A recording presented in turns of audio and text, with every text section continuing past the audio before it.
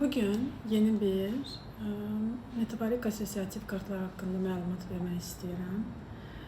Bəzən pasientlər seansa gəlir, bilmirlər nə danışsınlar. Problem o qədər çox olur ki, bilmirlər hardan başlasınlar, nə danışsınlar ki, yəni mövzuya girə bilsinlər. Hətta gəlirlər, danışmaq belə istəmirlər.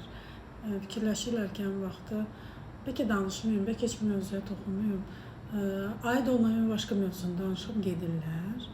Və düşünürlər ki, bunu psixoloq hiss etmir, görmür, nə üçün gəlib başqa bir şey üçün getməsi. Yəni, insanların bu cür olma səbəbi öz şəxsiyyətlərini tanımamaqları, tiplərini tanımamaqları. Adətən ilk konsultasiyada bunları dərinliyinə girmirik. Nə üçün?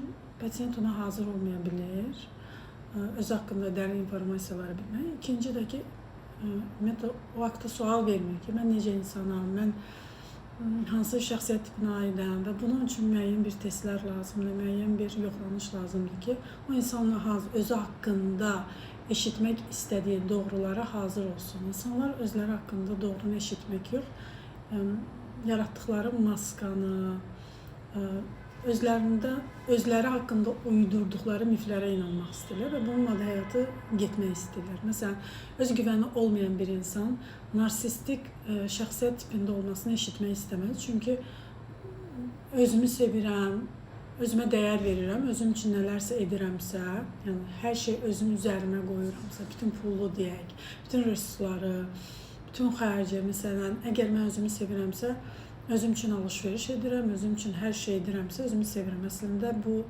cismini başqasına sübut etməkdir ki, mən budur, məndə bu var.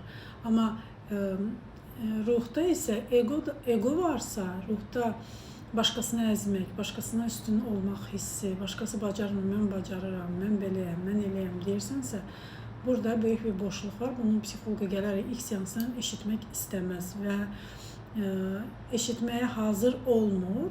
Çünki terapiyanın getməsini istəmir. İnsanlar öz haqqında çox nadir halda dürüst olmaq istəyir, özünü olduğu kimi qəbul etmək istəyir və özünlə çabalayaraq, halləşib, vuruşaraq özünü qəbul etməyə, olduğu kimi qəbul etməyə, keçmək zaman, məkan alır. Nəyin çətindir üstəlik, nəyin ki özün haqqında tərif eşitmək daha asandır, yalan təriflər eşitmək. Bunun üçün bu hər terapiyada pasientin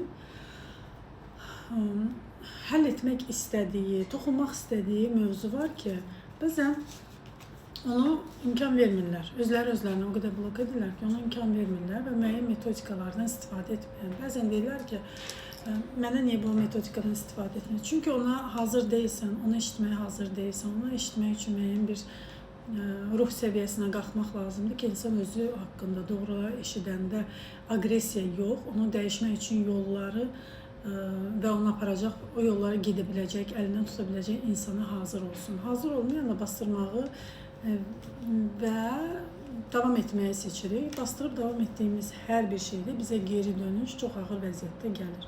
Bu kartlar nədir? Metaforik asosiyativ kartlar şuur 6-da olan sizin enerjinizi, sizin danışmaq istəyib danışmaq icazə vermədiyiniz bu kartlarda pasientin gördüyü, nəyi görürsən deyərək sual verəndə, nəyi xatırlayır, nəyi görürsən, səninlə asosiyativ hansı bir davranışdır, keçmişdə yaşadığın hansı bir davranışı xatırlayır. Məsələn, ilk öncə burada 4 variant var. 4 variantın və cavabını pasient verir. Məsələn, birincidən başlayaq. Kartda yazılıb ki, родительское эхо, голос прошлого, настоящего. Какие именно установки до сих пор влияют на мои решения? Hansı, bax, valideynlərlə aramızda hansı problemlər olubsa, uşaq vaxtı ata-ananın dalaşması, evdə olan söz-söhbət, uşaq eşidir və onu yazır və növbəti həyatında onu istəsə də istəməsə də o kodla həyatı gedir. Onu dərk edib dəyişənlər isə, məsələn, eyni bu vəziyyəti yaşayıbdır. Uşağın qulağında hələ də ata-ananın davasıdır və o burada sual verilir ki pasiyentə, hal-hazırda sənin həyatına hansı hansı qərarlarında ata-ananın davasından, söz söhbətindən aldığın yönəliş idarə edir. Bu necə deyək? Səni istənilən qərarına təsir edir. Yəni düşünürsən ki, bu qərarı versəm ata-anam nə deyər, dava edər. Ümumiyyətlə bu qərarı anam da vermişdi, edə bilmədi, mən də edə bilmərəm. Bunlar bizim həyatımız boyu davam edir. Sən bunu dərk edəndə, məsələn, deyir ki, mənim ata-anamla, mən gələcəkdə həyat yoldaşımla xırda bir dava olsa boşanaram. Və yaxud da hər hansı bir əl qaldırsa, döysə, ata-anadan nə görmüşüksə, onu edən kimi boşanaram, bunu etmərəm. Və yaxud da ki, evlənmir, və yaxud da ki, qızdırsa evlənmir, oğlansa eyni atanın yoluna gedir, hansı problemlə. Anadırsa, yəni ana dözübsə dözmərəm deyir. Ən xırda problemdə qaçış olur, xəyanətdə qaçacağım, gedəcəm, ailə olmayacaq. Bunları sən burada cavabları yazdıqca və yaxud da dedikcə növbəti etapa keçirik. Növbəti etapda nədir? Gəlin başqa bir kart götürüm ki, daha maraqlı olsun. Mesela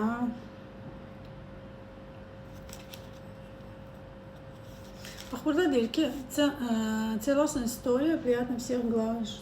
Какой сложный период сделал меня сильнее? Hansı çətin period məni daha güclü etdi? Həyatımızda olan istənilən çətin getdiyimiz yol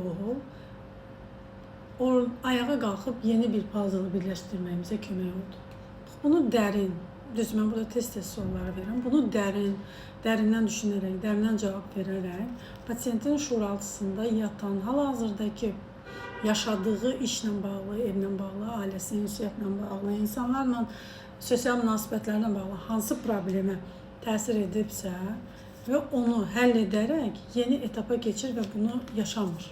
Bu bizim mənasız gördüyümüz, olub keçən hadisə kimi, daha öncə yaşamışam, indi təsir etmir deyə bir şey yoxdur. Həyatımızın keçmişdə yaşayıb həll etmədiyimiz istənilən problem, sən neçənci ildə, o 2001-də olubsa, 2026-da düzdürmü? 5 ildə o labirintin içində olursun. Təkrar sadəcə illər görünüş dəyişir, ancaq hadisə orada, kodu dəyişməyibsə, heç nə dəyişmir. Növbəti etapda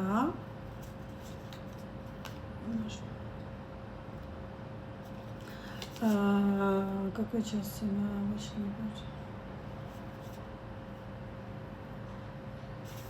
Bax burada deyir ki, öz şəxsiyyətinə geri dönüş üçün какой старейшее убеждение себя перемешать мне двинется? Hansı keçmiş proqram səni irəli getməyə mane olur? Hansı keçmiş proqram? Daha öncə onu istifadə etmirsən, yenə də onu istifadə edirsən, yenə də onu, yəni sən məntiqlə düşünürsən ki, keçmişdə etdiyim səhvi etməyəcəm, amma sən onun kodunu, o problemi yaşamağın kodunu, karmasını tapmadan və dərk etmədən məntiqlə çıxmağa çalışdığın halda çıxmaq mümkün deyil. Ona görə də səni sərbəst olaraq irəli getməyinə mane olur. Какое устаревшее убеждение о себе пара мешает мне двигаться свободно? Hansı köhnə, özünə inandırdığın hər hansı bir davranış indi səni irəli getməyinə mane olur. Bu cavablardakı müəyyən cavablar var və birini seçirsən, o sənə uyğun olub olmadığını, yaxud da özünü şuuraltı sənə bir açar söz olaraq qarşına çıxır. Növbəti, bu kartlarla ən çox danışmayan uşaqlar, ünsiyyət qurmaq istəyən, problemi hardan başlayacağını bilmir. Psixoloqa gəlib 100% problemdən 1% danışıb, bilməsin mənim haqqımda problem. O zaman heç, nəinki psixoloq, heç yana getməyin. Zaten həmin insanlar daim axtarışda olur, bu psixoloq olmasın, o olsun, o koç olmasın, bu olsun. Çünki özünü tapa bilmədiyinə bir rahatlanma istəyir. Məsələn, yoga, meditasiya sizə problemi həll etmir. Sizə daha da problemi bastırmağa kömək edir. Əgər o meditasiyanın problemi həll etmək üçün və terapiya müddətində istifadə olunmursa, terapiya ilə bərabər, o səni heç bir yerə apara bilməyəcək.